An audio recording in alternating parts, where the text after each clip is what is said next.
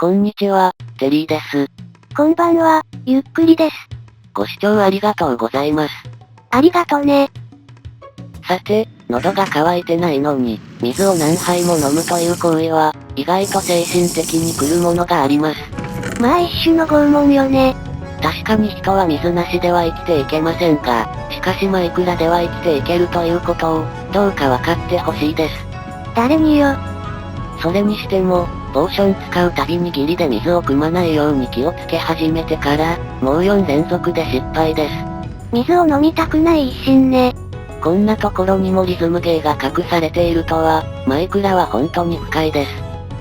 さて前回は、3匹のエルダーガーディアンを倒し、海底神殿を自由に採掘できるようになりました。そして海底神殿の構造調査を始め、攻略方法の練り込みにかかったところです。4回と3回までね。あと前回の動画では、ゲーム再開した直後からエンダーチェストが透明化していました。実はプレイ中はビーコンの周囲をぐるぐる探していたのですが、まさか透明化するなんてありえないと、私の気のせいだと思い込んでしまったんです。それで動画で触れなかったのね。ご指摘いただいて再確認してやっぱり、という感じです。さて、次は2階部分の壁撤去にかかります。で、そういえばこの企画での海底神殿攻略で、何をもってリベンジとするのか具体的には触れていなかったです。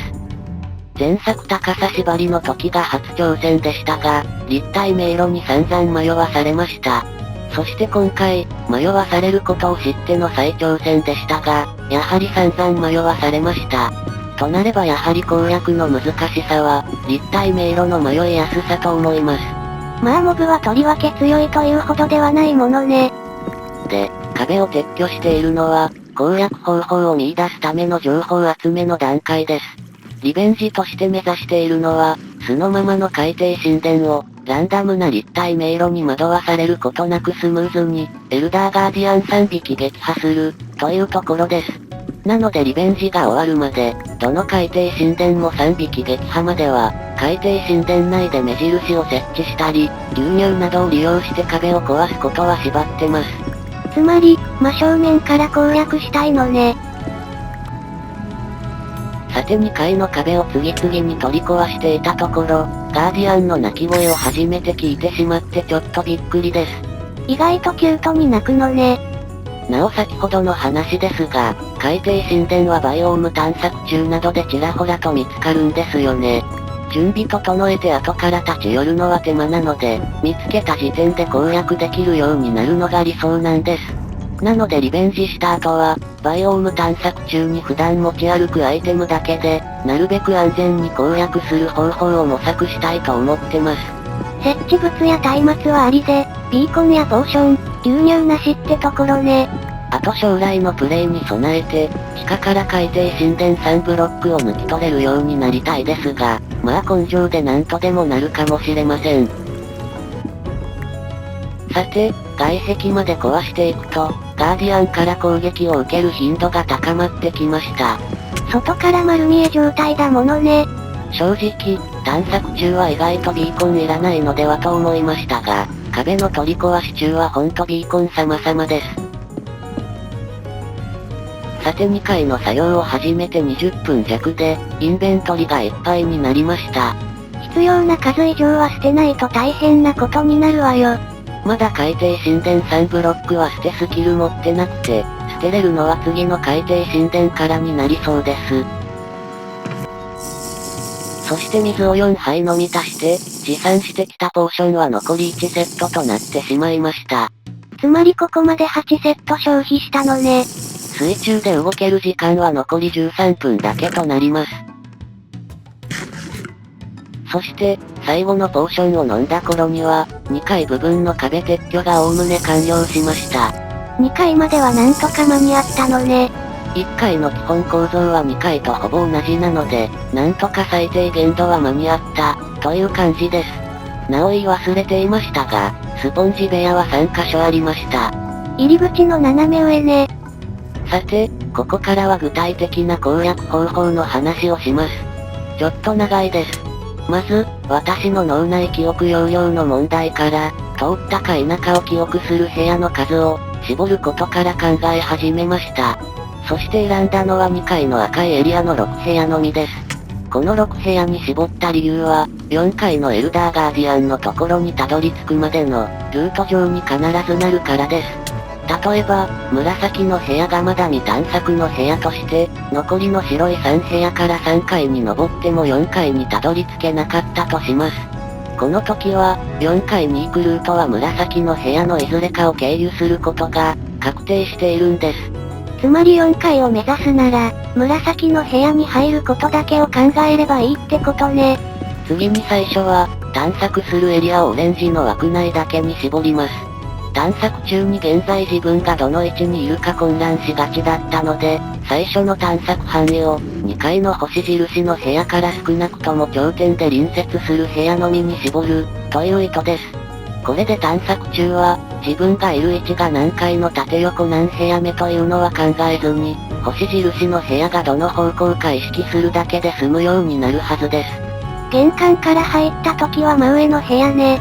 まあ多分、オレンジ枠内だけで4階にたどり着ける海底神殿がかなり多いと思います。それでダメだったら、オレンジ枠外を経由して紫の部屋を目指せばいいってことね。なお探索中に、1階の星印の部屋に来た時は、横の部屋の天井に穴が開いているか、2階の星印の部屋に来た時は横に通り抜けれるかを意識しておきます。さて、この攻略方法でこの海底神殿を探索するなら、まず入り口から入って、2階に登って右の部屋に通り抜けられることを確認。そして1階に戻り先に進んで、2階から3階に登って、そこから4階に進める通路がないことを確認。ちなみにこの時点で左の紫2部屋は、4階へのルート上にないことがわかります。で、最後の部屋で上を眺めると、4階まで突き抜けています。1匹目を倒したら、右端の部屋から下に抜けて2匹目を倒し、1階の外壁沿いにぐるっと一周して3匹目を発見、で攻略終了です。オレンジ枠内で、左右どちらかのエルダーガーディアンへのルートが見つけられなかったらどうするの？その時点でいくつかのルートを潰せているので、なんとかなると思います。そういえば現在、金ブロックを33個持っているんです。海底神殿4カ所攻略すれば64個を超えますね。で、ダイヤは45ブロック持っているのですが、ジュークボックス作成で11個ほど減るので、だいたいこの辺りの数なんです。それで160層は鉄かエメラルドで悩んでいるのね。採掘で鉄を集めるのは性分に合わないので、エメラルドにする可能性が高いです。で、海のランタン回収はシルクタッチじゃないとダメなんですね。さて、ポーションが効く時間は残り3分半を切りました。もうガーディアンを相手している時間も惜しいです。間に合うの？ギリギリじゃないかと思います。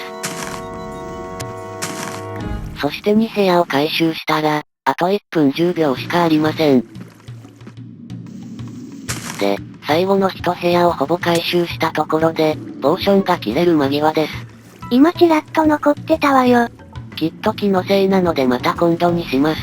どの道海のランタンは全然回収できてないので、もう一度潜りに来ないとならないんです。というか、夜なんですよね。クリーパーが湧いていなければいいのですが、湧き潰ししておくべきだったわね。まあでも、ビーコンの明かりがあるので分ける範囲はかなり狭いです。そういえば、ウィザスケの頭集めの際に検証した、描画距離を10チャンク未満にした時にモブの枠量がかなり減る仕様は、まだ残っているのでしょうか。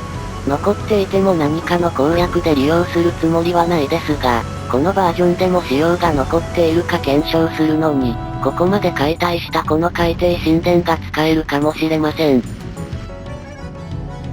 さて、目いっぱい荷物を詰めてピラミッド拠点に戻ります。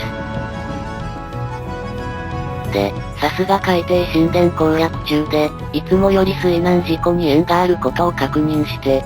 関係あるんだ。もちろんです。気持ち的に水へのポチャンの警戒心が緩んでいるんです。そして、久々にピラミッド拠点に戻ってきました。リードは切れてないわね。余裕がある時に可能なら、リードが切れたら花火が上がる仕組みを作れればと思ってます。つまり、花火を有効活用したいのね。そしてアイテム整理をしているところで、今回はここまでです。次回からは、海底神殿連続攻略の準備を整えて、遠征し始める予定です。遠征は持参アイテムを厳選しないと苦しくなるので、ひょっとしたら海のランタンを取ったら拠点に一度戻るかもしれません。今回の攻略方法がうまく使えるかしらね。正直わかりません。ガーディアンの1匹目に出会った時点で頓挫するかもしれないですし。なお、ランダム立体迷路の情報はいくつでも欲しいので、攻略するごとに手書き地図作る予定です。ただ次からは、壁のくり抜きは必要最小限にとどめます。では、次回も頑張っていきます。それではまたね。バイバイ。